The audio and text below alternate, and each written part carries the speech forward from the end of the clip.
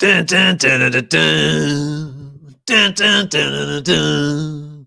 Insert the music here. Insert the music here. All right. Good evening, tribe, and welcome to Merriwether's World, where I explain the universe to you. Not just, maybe I should call it Merriwether's World.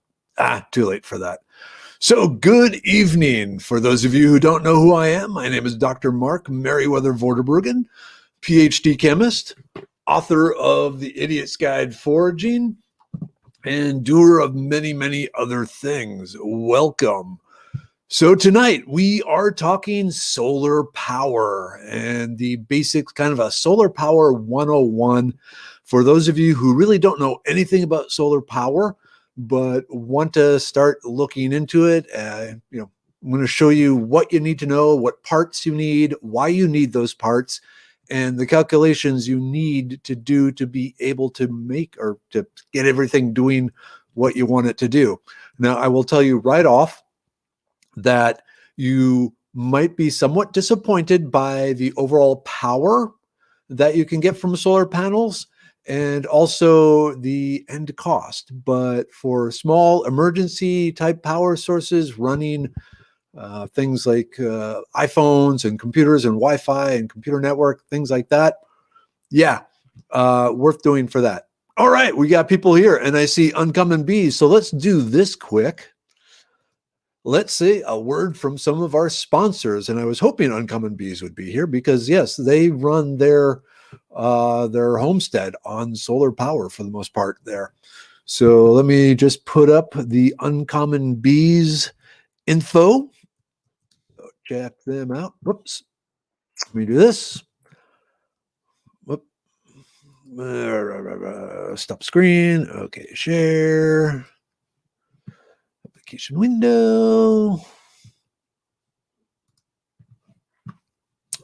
All right. Okay, so Uncommon Bees and all their stuff.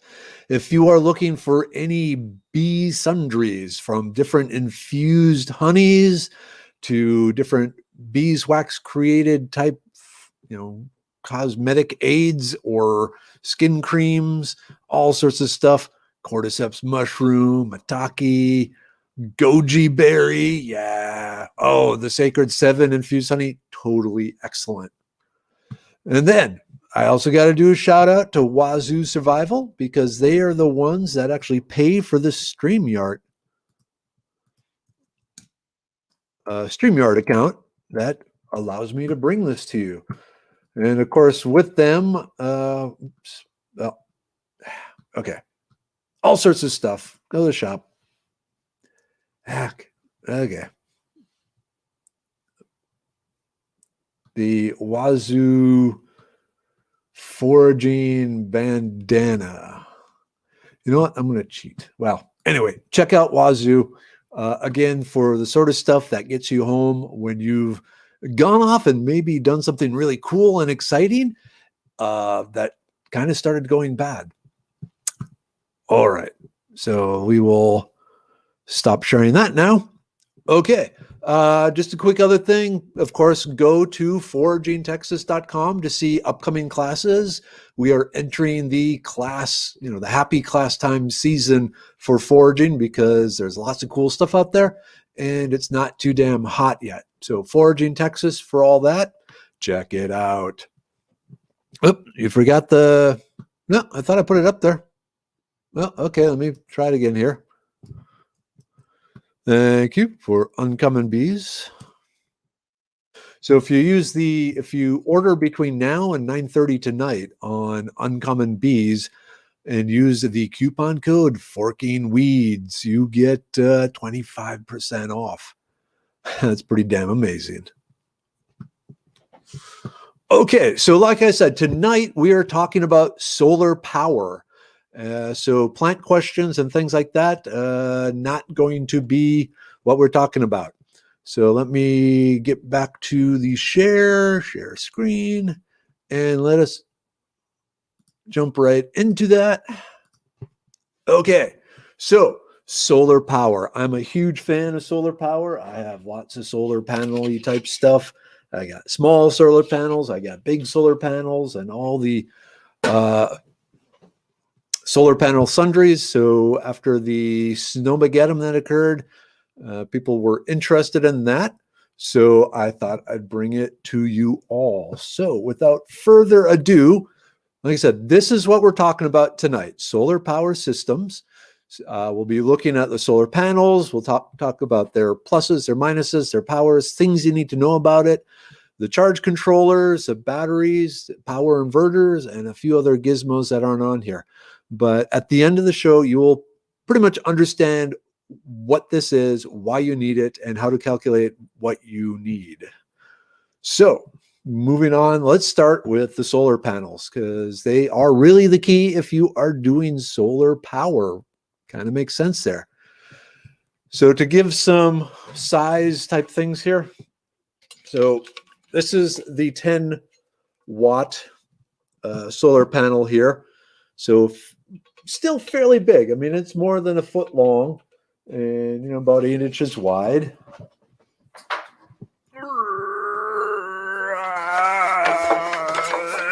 And then you get the 30 watt, which is even bigger.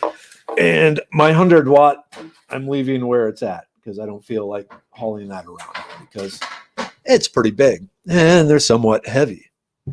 So what do we need to know about the solar panels? Well, first, what you can see here is the key thing is they seem to be different amounts of watts. So like the smaller one here, that's a 10 watt panel.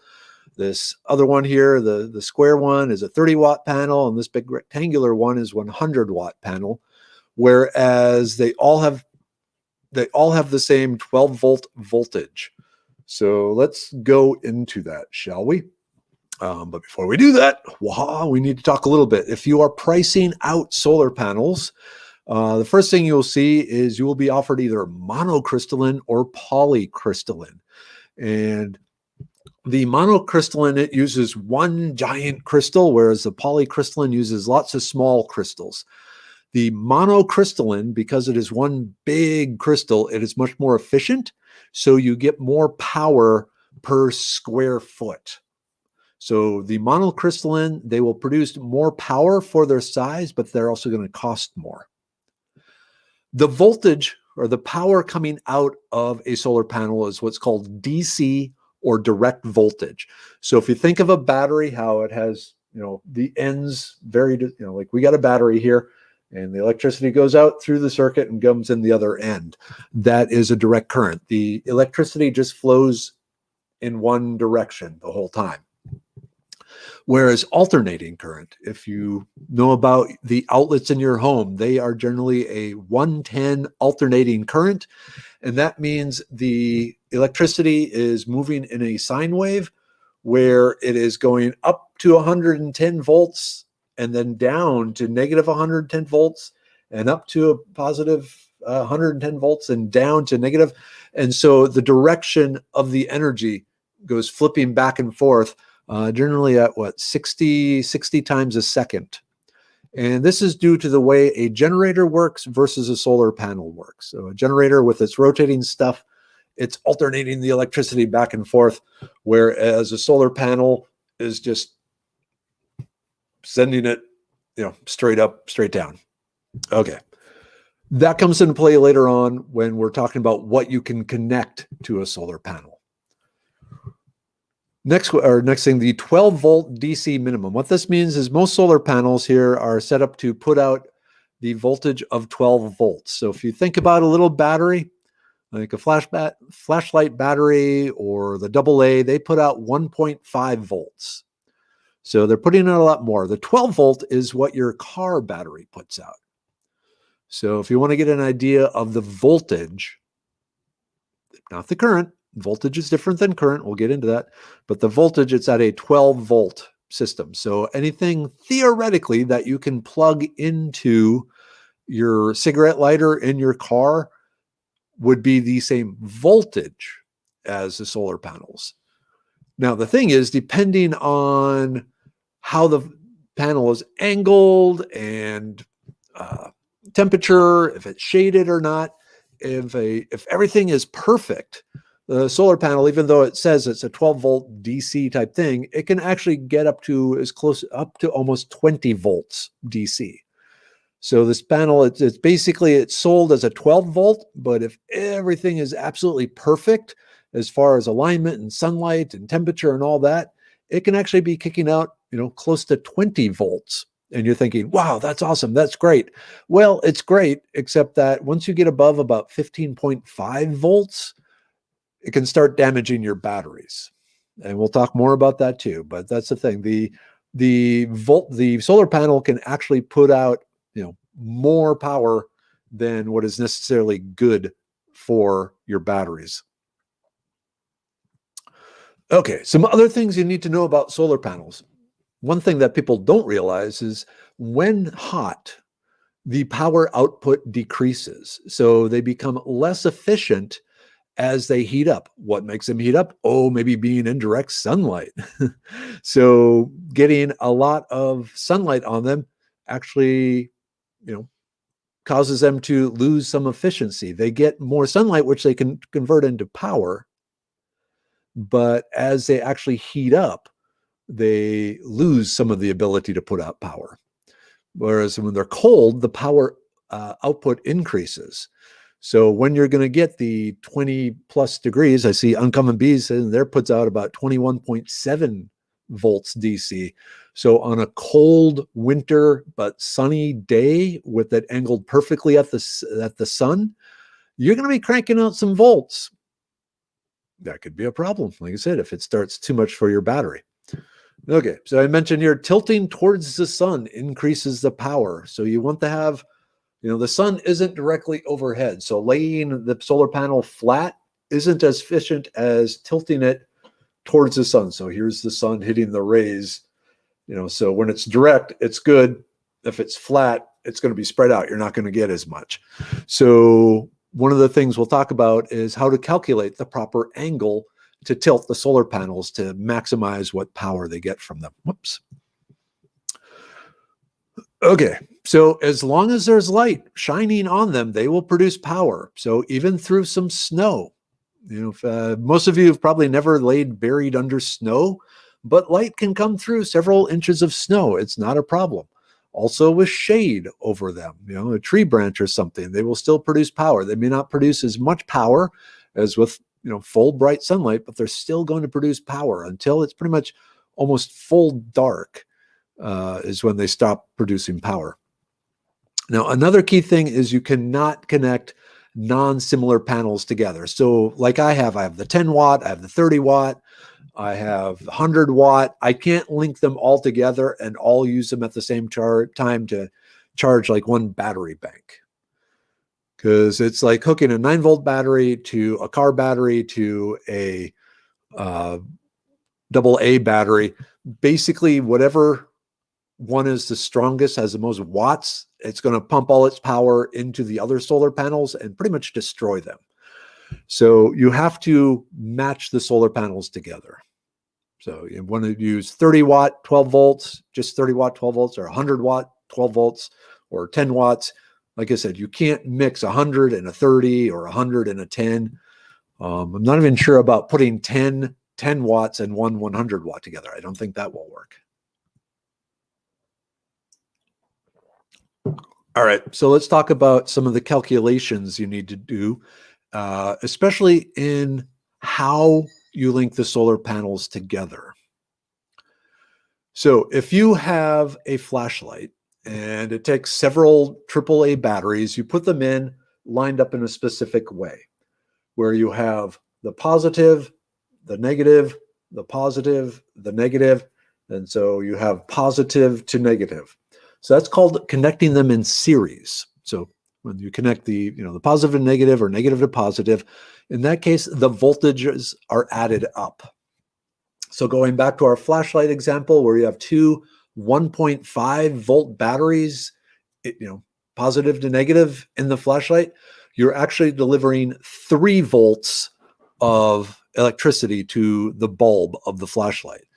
In the case of the solar panels, like if we're doing with 12 volt solar panels, if you connect one 12 volt, regardless of the wattage, but one 12 volt to another 12 volt having the positive connected to the minus, so it's connected in series.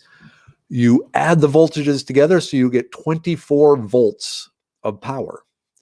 Now, one of the main reasons for doing that is if you have to run the lines from the solar panels quite a ways, say 15, 20, 30 feet from your solar panels to the rest of the system, the higher the voltage, the less power that will be lost during that transmission.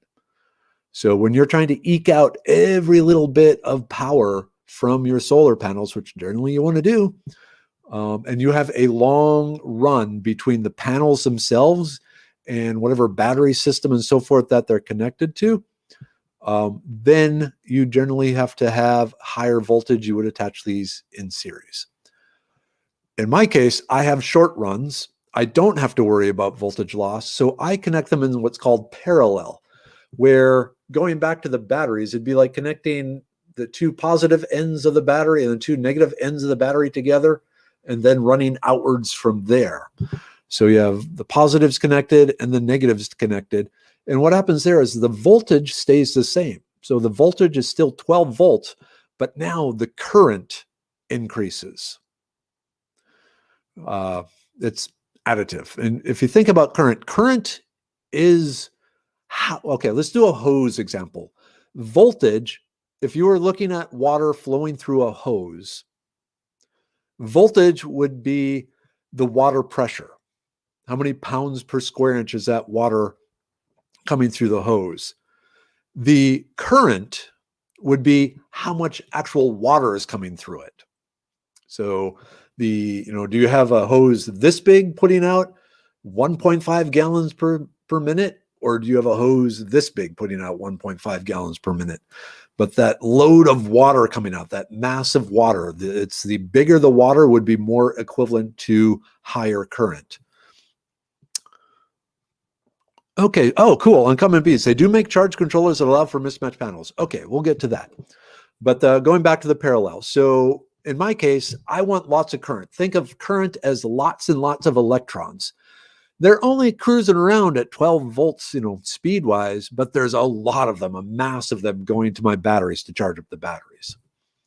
So if you have a short run and you're trying to charge up a big battery, you probably want to have the solar panels connected in parallel. Now, if you're not getting this the first time, don't forget you can go back and rewatch it. It'll be up on the YouTube channel, so this information will be there. Okay, some more calculations. The watts. So we're talking, in this case, my 30-watt panel. 30-watt panel. So one of the key terms you need to know is watt hours. So what this means is how many watts per hour, or how many watts over a certain amount of time. So how many watts? So my panel putting out 30 watts. Let's say it is exposed to sunlight for 6 hours. So it will be 30 times 6 gives me 180 watt hours. You don't have to quite understand what this is for yet. We'll get to it, but let's keep this in mind. The power over the number of hours. So how much, and this 6 hours, that can change based on how much sunlight, the time of year, shade, things like that. So I'm just taking an example. One particular day, it got 6 hours of direct sunlight, producing 30 watts during that time. Now, amps, it's watts divided by volts. So again, we got a 30-watt panel. It's at a 12-volt DC. So 30 divided by 12 is 2.5 amps. Amps is going to be really important because a lot of devices, their power requirements will be given to you in amps. And so you need to see if the device you want to run requires less amps than your solar panels can go out or your batteries can put out. But again, just keep this. We'll get into more here. It may seem kind of weird. Just hang with us. Okay, final. The amp hours. So that's amps times hours of sunlight. And it's designated usually as uppercase A, lowercase h. And going back to my thing, so the amps that my panel puts out, we've calculated to be 2.5. So 2.5 times 6 hours gives about 15 amp hours. And that's when you would get to it. Okay, Leslie, would I mind sharing prices I'm seeing for battery packs? I actually will be talking about prices of all this equipment, so just hang on there. Okay, and just to put things in perspective, I got this 30-watt panel more than 10 years ago. It cost me about $100. The 100-watt panel I got recently cost me about $100. So the change in technology and all that works in your favor. Okay, but we've calculated the 30-watt panel here puts out 15 amp hours. Okay, so keep that number in mind. If it was 100-watt, actually, let's go back one. If it was the 100-watt panel, I'd have to do math, and I'm not going to do math. But yeah, it would be more amp hours. Okay. How do you clean the panels? A little bit of soap and some hot water and wipe them down. Okay, now from the solar panel, you see the wires run to the charge controller. But we're actually going to jump down to the battery first before we talk about charge controllers, because really the battery is just about as important as the solar panel itself, because the solar panel, rather than running things directly off the solar panel, it's much better to use the electricity to charge up the batteries and then use the batteries to power devices. One of the benefits of this is you can still run devices using the battery after dark. So let's talk about batteries. So the two main types of batteries are going to be the lead acid deep cycle and the lithium. So the lead acid, they're relatively cheap. So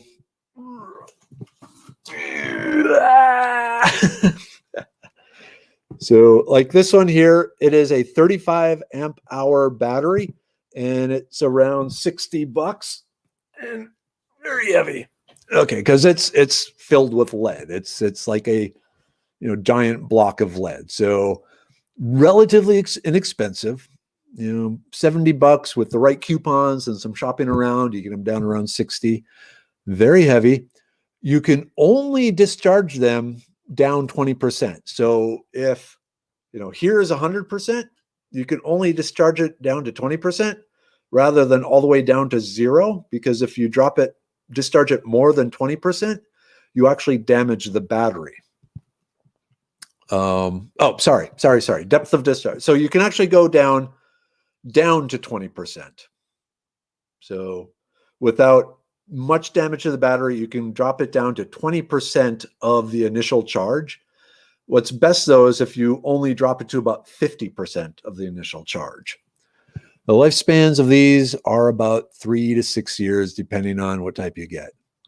On the lithium ion, and there are several different types, but in general, they are going to be expensive for the same sort of power output. That's gonna cost about 3 times as much as the lead. So, if the lead one is $60, the equal lithium one, it's going to be $180. Bonus though, they are light. Not like featherweight, but significantly lighter than a big chunk of lead. You can discharge them all the way to 0 without damaging them. So you get another extra 20% of power to optimize to get the longest life from the battery, because each time you discharge it, depending on how far you go, over time it still wears out. But you can go 80% of the discharge with no damage whatsoever. Lifespan 8 to 12 years, so they can last a long time. Besides being really expensive, the other potentially problematic thing is they are a fire hazard. So I mean, it's a lithium thing. It will burn. So you want to watch out for that. Okay. Oops. And Crystal is asking a good question here. So let me just bring this up here. Can you mix the batteries? Not generally at the same time. You would have to swap them out as to when they're being charged. So you can use the same system to charge them, especially when we get to the charge controllers. You will need the more expensive charge controllers because the charge controller for a lithium battery is different than a deep cycle lead acid battery. But most of the higher cost charge controllers, you can program it to which type it is, and it can do both, just not at the same time.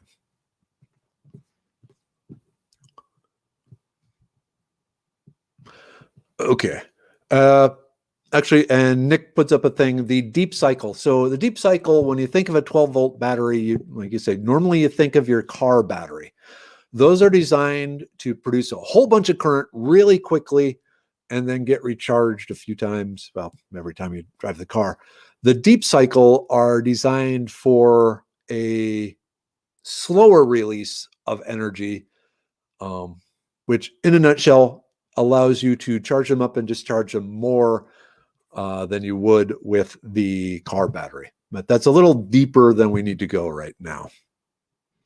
But just say when you are looking for a battery, a lead acid battery, you look for the deep cycle because those are designed to be charged and discharged over and over and over and over again. Okay, Evan, can these batteries run a fridge? No. Not your standard kitchen fridge. Now, towards the end, if we have time, I will talk about some of the fridge freezer systems that they've made specifically for RVs and campers that can run off these batteries. Oops. Okay, so now battery calculations. This is very important. I am missing all my sponsors. Okay, so the output will be in 12 volts, depending, but usually it will be a 12-volt battery. So we have 12 volts there. And then it will have some sort of amp hours. So basically batteries that can be anywhere as little as 2.5 amp hours to 100 amp hours. There are some that are even bigger than 100 amp hours. But the bigger the amp hours, the more power the battery produces. So what you're looking for is a battery that if you are looking for power, you are looking for a big amp hour number on your battery. And how is it calculated? Same way with the solar panels. The watt hour is amp hour times volts. So a watt hour is 35 amp hours times 12 volts, gives you 240 watt hours. So 240 watt hours. What does that mean, Mark? What this means. Okay. So let's say you have your 35 amp hour battery. Ooh. And it is 100% charged. And you don't care if you run it all the way to zero, you are going to squeeze every little ounce out of it. So what this means is you can run 35 amps for 1 hour. So if you have a device that requires 35 amps, you can run it for 1 hour. If, on the other hand, you have an amp that requires, or a device that requires just 1 amp, you can run that for 35 hours. And just in between, let's say you have something that runs for 3 amps, you can get about 11.76 hours out. Okay, so that's if you know the amps of the device and you know the amp hours of your battery that you've charged up with your solar panel, this is how you calculate pretty much how long it goes. And it's just a ratio. Now, keep in mind, this is draining the battery. When in reality, you only want to take it about halfway down. So really, with the 35 amps, you would only go for half an hour, 30 minutes. The 1 amp thing, you would go for whatever half of 35 is. That'd be 15, 17, 17.5-ish. Yeah, 17.5 hours, or 3 amps for 5 something hours. So you need to look at the device. Sometimes, like I said, the device will be listed in amps. Sometimes it will be listed in watts. And it kind of depends on the item. Like I was looking at our Wi-Fi router and fiber optic modem box, and those list their energy requirements in amps. Looking at refrigerators and some other things, especially things with electric motors or heaters, they often will put them in watts. So if you remember the old 60-watt light bulb that would burn, that requires 60 watts of power to light up. Okay. Now, the same battery, we did the math. We came out that it had 240 watt hours if you were going to do 100% discharge. So what this means is you can run an item that is 420 watts for 1 hour, an item that's 1 watt for 420 hours, or 100 watts, whoops, I left a T up there, for 4.2 hours. So watts, to give things perspective, your average refrigerator, it can run, usually if you look, there's going to be a little panel on it that says its watt requirements. But because it has an electric motor, there is the initial wattage it needs to get the motor spinning. And then once it's spinning, how many watts you take to run it. So if you look at your refrigerator, like our freezer over here, I was looking at that, it requires 560 watts of power to run. So you're going, okay, so yeah, 560, that's more than 420. So the freezer won't be able to run over that. But it's actually worse because that 560 watts is what it takes to run continuously. To get it started takes over 1,000 watts. So you need to hit it with 1,000 watts to get the thing spinning. And then you can drop down to 500. So when you asked about the fridge and freezer, no. It's very likely, unless you have a lot of batteries hooked up together in parallel to increase the current, but keep the voltage the same, you're not going to be able to run your standard freezer or refrigerator. What you can do is run notebook computer, cell phones, iPads, televisions. Television's designed for this, and if we get to it, we'll talk about that.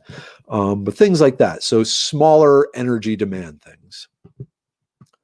Okay, so I mentioned optimum discharge, 50% with lead. You multiply the number of hours by 0.5 or divide by 2. With lithium, you got to multiply by 0.08, or that's easier than dividing by whatever the reciprocal of 8 would be. But that will give you an idea of how many hours you can run this thing. So like I said, going back to a 60-watt light bulb, what is it? You could run, what is it? 60, no, let's see, 100 watts, 60, 5-6 hours, something like that with a 60-watt light bulb. That shows you how quickly you will drain these things. If you're using an old 60-watt incandescent light bulb, if you're using the new LED ones, you can get a lot longer time out of them. Oops.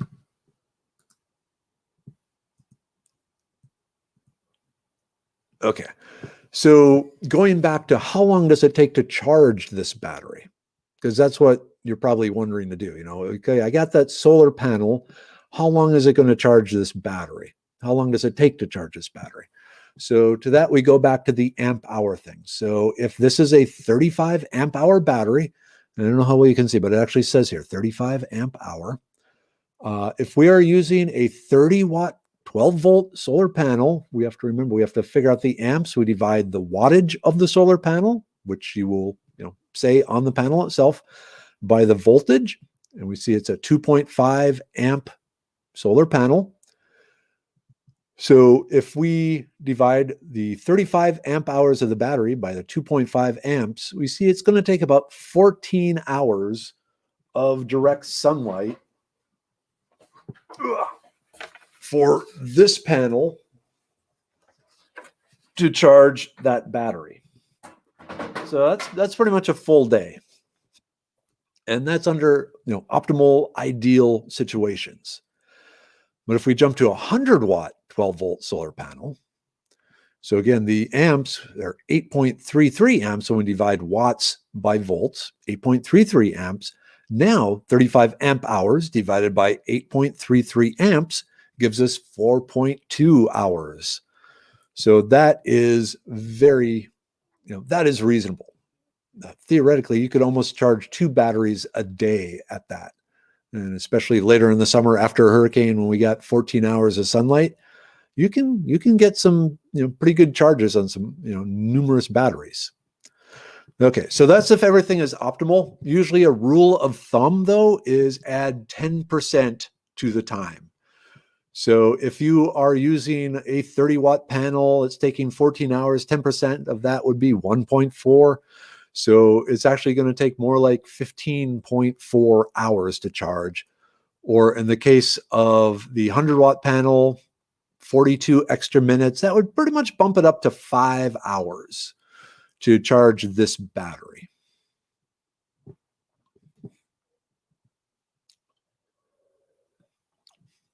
Okay, some things you need to be aware of with the battery. So some issues. First off, discharge through the solar panel. So you got the panel, you got the battery, sunlight's beating down on it, everything's good, and then night falls, it gets dark, and now everything reverses. If you have that battery just connected right to the solar panel, now that battery is going to start pumping electricity back into the solar panel.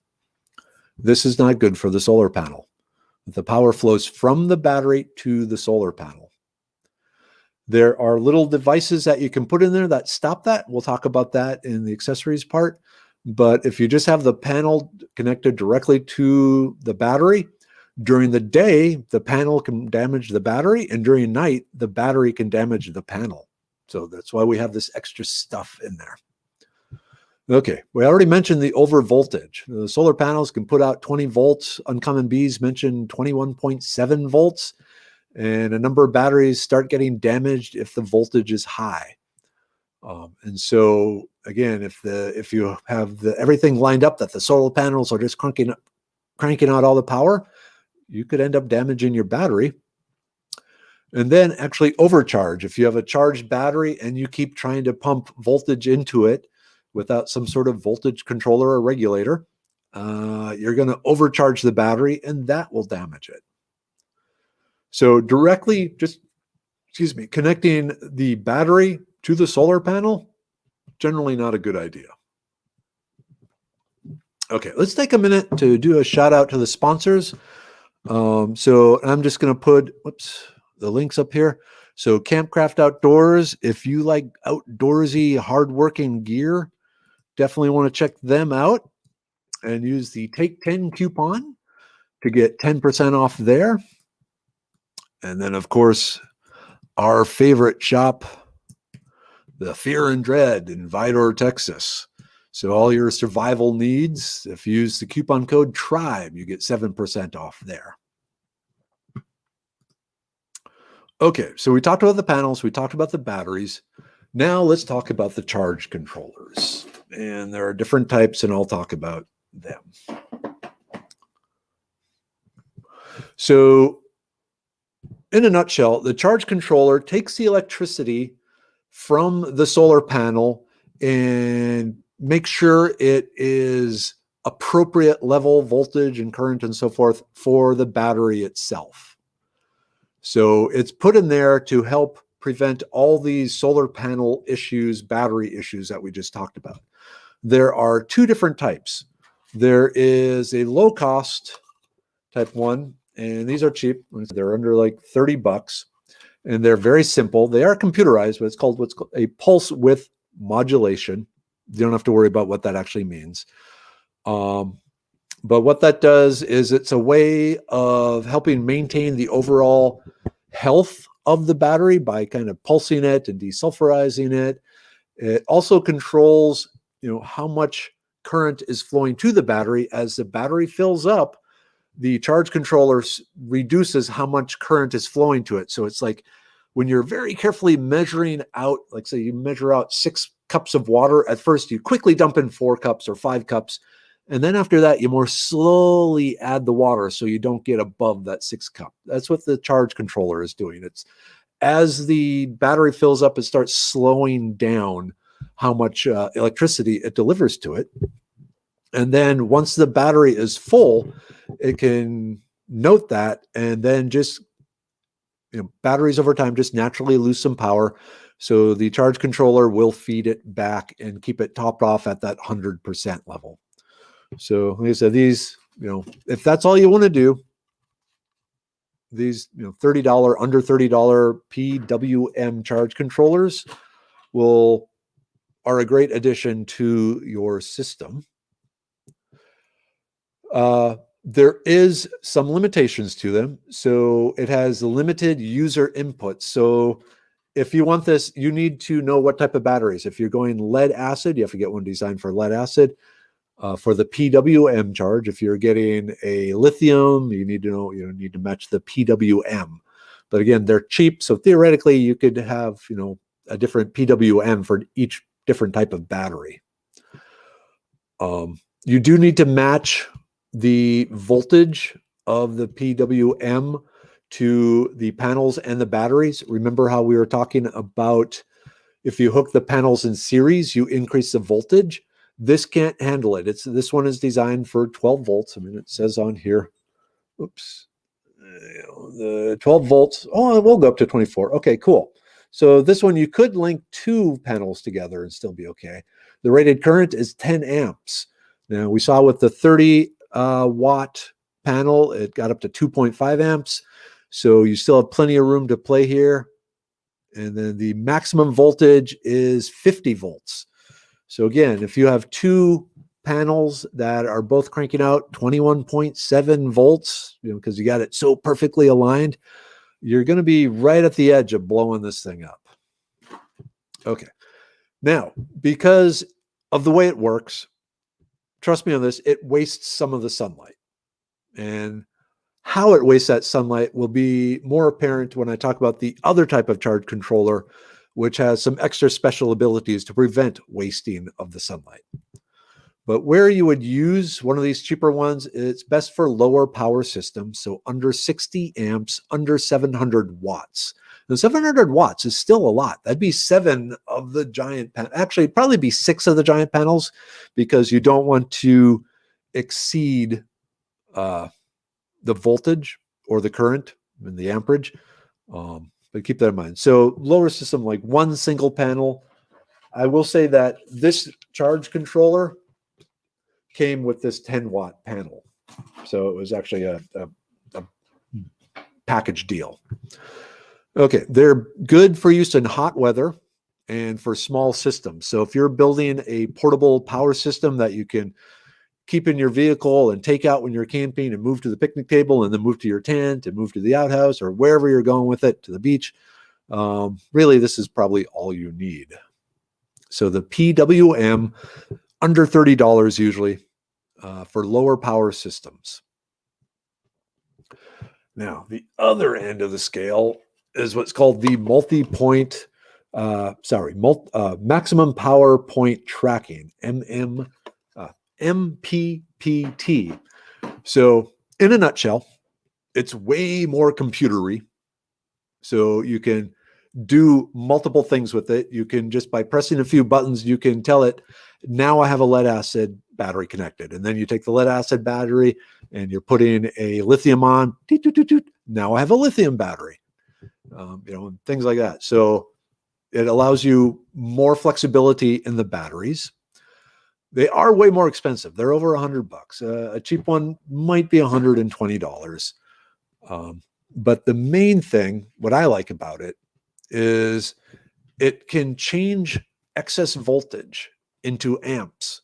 So let's say, back again, their solar panel is perfectly aligned, and instead of doing 12 volts, you are getting 20 volts out, which would normally blow up the battery.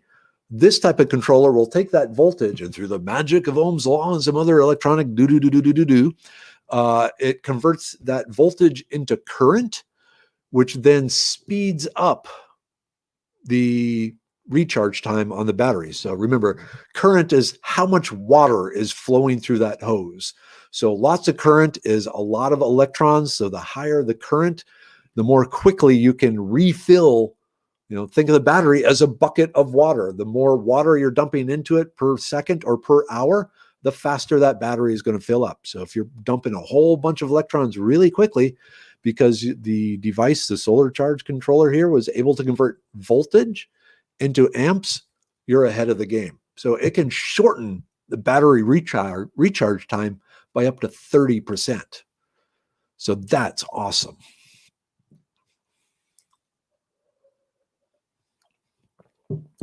So that was charge controllers. There's not a whole lot. They're just this magical device that fits in between the solar panel and the battery to protect the battery, protect the solar panel, and optimize the energy output of the panel. Okay, so we talked about the solar panel. We talked about the charge controller. So the panel is putting out the electricity. The charge controller is making sure you don't blow up the battery or the solar panel. Now, the last thing is what's called a power inverter. And actually, I forgot to grab mine. Oh, well. And what this is we've been talking about how the solar panel and the batteries put out direct voltage, DC voltage. But a lot of things require being plugged into the wall outlet. They use alternating power. So what the power inverter does is it converts the DC voltage into AC, so direct current into alternating current. So you see these like in the sporting goods area of Walmart and the automotive. They're very popular. You plug it in for cars, you plug it into the cigarette lighter or directly connect it to the battery. And then it takes the power from your car battery or the car electrical system when your car is running and converts it from 12 volts DC to 110 volts AC. So you see the outlets here. You can just plug your little device into it. Now, you heard me say your little device, because again, if you try plugging your fridge into this, you're probably going to blow it out, the power inverter and the battery. But it allows you to run wall outlet stuff. So things that you would normally plug into your wall, you can run it through the power inverter. Now, a really good power inverter will have this built in, and we'll talk about those at the end with a solar generator. But a lot of times it's it's cheaper to get these separately because you can buy just what you need. So a power inverter to run your computer is going to be smaller and less expensive than one where you're actually trying to run a refrigerator. So the watt output must exceed the watt demand. What I'm saying by this is each of these power inverters, when you buy it, on the package, it will say how much watt output or how many watts it will output. And so you need to know the watt demand of the device you want to plug into it. So is it a fan? Is it a boombox? Is it a computer system? And on the back, somewhere on every electrical device, there is a UL label that will list either the amps or the watts demand. And if it gives the amps, then you got to calculate from the amps and the voltage into the watts. But you can't plug something that requires a whole bunch of watts into a power inverter that can't give those watts. Okay, whoops, sorry. The power inversion, the change from the DC to AC actually requires energy itself. So it's wasting power. What I mean by that is it's going to drain the battery more quickly. So if you're trying to run something that you have to plug into a power inverter that runs on AC, a similar device that is designed to run strictly on DC would last. Okay, so if you have to plug it in for AC, that's going to not run as long. It's going to use up the power in the battery more quickly than a similar device designed to use DC power.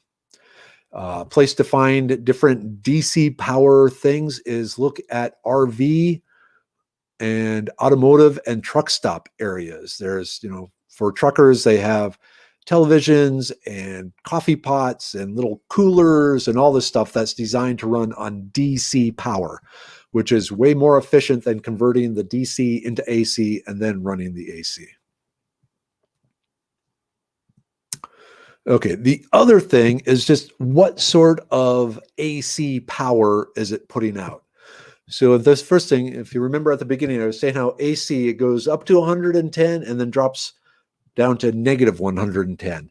So this is what's called a true sine wave, where it's a smooth transition. And this is what devices that are designed to use AC power are expecting to find from their power. So a pure sine wave is the same as the true sine wave. And this is what things, especially like computers and other sensitive electronics, are looking for. They want this smooth transition. To make a smooth transition requires money. So an inverter that can produce the pure sine wave is going to be a lot more expensive than some of others, such as a modified sine wave. With the modified, it uses steps. So, whoops, sorry.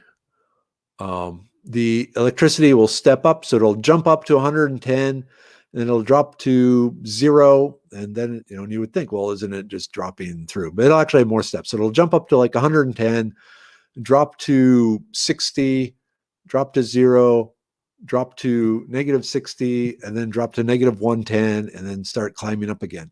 But instead of a smooth thing, you get jumps. And so it's kind of like punching your electronic device. So think pure sine wave, that's stroking it. That's what it wants. The modified, that's where you're kind of punching it. Not the same strength each time, but you're shoving it and punching it. And then the cheapest inverters are what produce what's called a square sine wave. And what they do is they put out at 110 volts, and then they drop down and only put out at negative 110. And so there's not even a step to there. So it's like bam, bam, bam, bam. This is like kicking the crap out of your electronic devices. And it can really damage sensitive things. So if you are looking to run a computer system, you want to either find an adapter that allows your notebook computer to run directly off of a DC power source. And there are a lot of those out there. I know Apple pretty much makes it for all their notebooks, where you can just plug your notebook computer directly into your car outlet and not have to worry about things. That's what you want for running a computer or a television or other sensitive electronics, charging sensitive electronics like your iPhone, your iPad. It's much better if you're using the pure sine wave inverter. Okay, so that is the conversion of the DC to alternating current. Now, the next thing we want to talk about, and we're going to have to go fast here. The next thing we want to talk about is what's called solar generators. And what this is a device that if you go to Amazon or just Google solar panels and solar power, you will hear the term solar generator. And what that is a manufacturer just has a system where it has the battery and the charge controller and usually a power inverter all in one small pre-made package. These are nice because it's an all-in-one solution. It usually has the more expensive, higher quality charge controller, the MPP type, which speeds up the charging of the battery because remember, it takes the voltage and converts it to current. So you can fill that battery up with electrons more quickly. But it'll have the built-in inverter into it, and it'll have the battery. The size of the battery determines the cost and the weight. So, is it a lithium or is it a lead acid? Usually the solar generators, to make them more consumer friendly, for more goof proof, they will actually go with a lithium battery, because remember, you can discharge it lower and it has a longer lifespan, and it weighs less. But these usually start around $200 and jump up to over $1,000, all dependent on the amp hours of the battery inside this case. Well, you can see it has the 12 volt It has little USB ports, and it even has the alternating current thing. So it has all those things in there. Now, it says generator. It is not a true generator. It's just a battery with fancy electronics, useful electronics attached to it. A generator actually uses, some sort of gasoline or something like that to produce electricity. This you need to charge up with the solar panel. But it's very convenient. If you have the money, this is really, if I could do it over again, rather than building my own system, I'd probably have just gone with a solar generator, because now you just plug the solar panel into it, let it charge up. You don't have to worry about anything else. Now, some of the downsides of that is if something does go wrong, like, after time, the battery wears out, it's much harder to replace the battery in here than if you have a system, individual component system. Also, if you end up really liking your solar panel system and you want to add more solar panels or more batteries, you can't link more batteries to this. You're kind of stuck with what you get. But if all you want is to run lights and fans and some minor stuff, or if you're willing to spend the money and get a refrigerator designed to run off these and a freezer designed to run off these, and they make them, this is actually a really good choice. Okay, whoops, stop sharing. All right, drinking from a fire hose. So, wow, we lost a lot of people. Oh, well. So, yeah, that was kind of the basics of the solar panel system. Next week, I could talk more on this. Basically, what I want to do is talk about what sort of things you can run off it that make your life easier. Like I said, either camping or in a grid down situation. So if that's good for you, that's good for me. But now let's just put another word out for our last two sponsors. So, of course, herbs. If you want to talk to an herbalist that has an actual herb shop and hundreds of different herbs and will take time and help you figure out specifically what you need, give herbs, contact herbs. He will set up a Zoom call with you and walk you through, learn about you, and then help you figure out what would be best for you. So that's pretty awesome. And then Arborists. So this one is probably important right now because they are tree doctors. If you have trees damaged in the winter storms here recently, they might be the people you want to call and have check it out. Make sure, if it is damaged, how damaged it is, and then they can prune it to, return it back to health or try and save it.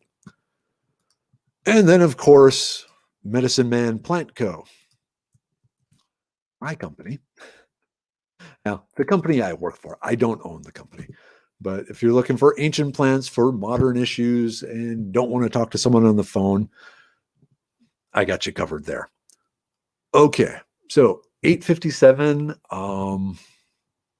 This quick run through here. Yep, Ohm's Law. Ohm's Law is a great formula for anyone to learn if they want to learn solar. And I just realized there are two other links here, three actually. So if you are looking just to get a ready to go, oops, come on you. So a ready to use solar panel system, check out my Amazon store there.